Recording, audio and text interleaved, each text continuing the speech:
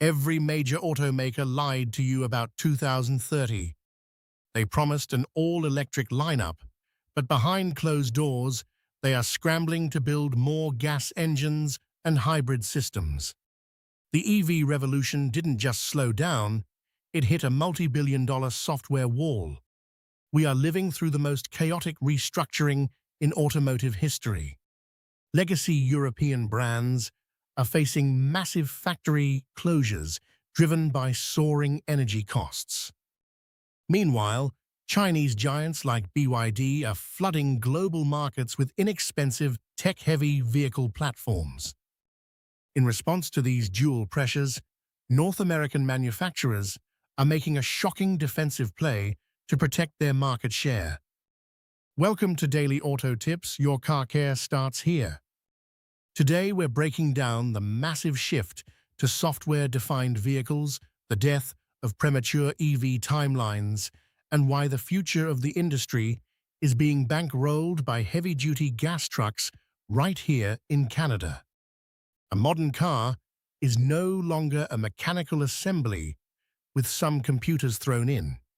It is an internet-connected data center on wheels.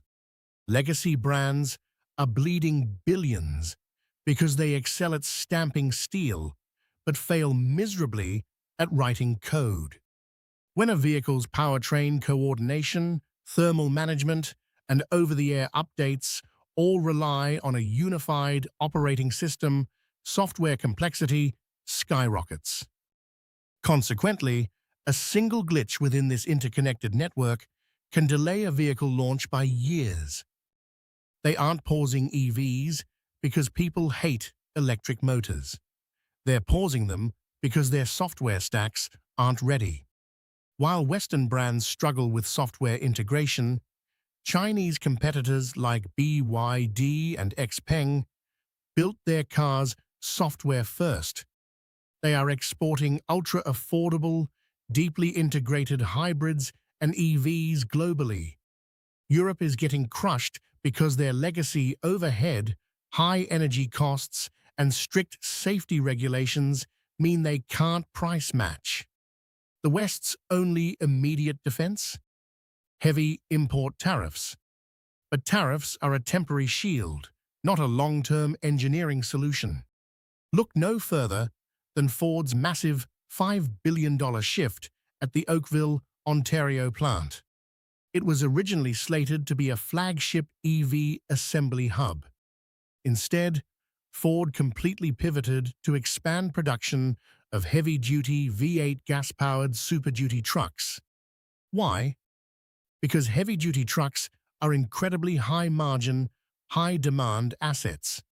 Ford is executing a deeply pragmatic strategy for its long-term survival. The automaker is leveraging the massive cash flows generated by its combustion-powered workhorses to build a robust financial war chest. This capital is then being directly deployed to fund and survive the intensely competitive software and hybrid R&D war. The automotive transition isn't dead, it's just growing up. The fantasy timelines of a 100% battery electric vehicle market by the end of the decade have officially dissolved.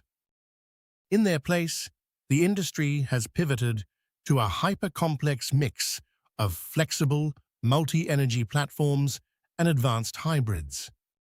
Survival now hinges on mastering these diverse powertrains alongside deeply integrated vehicle operating systems.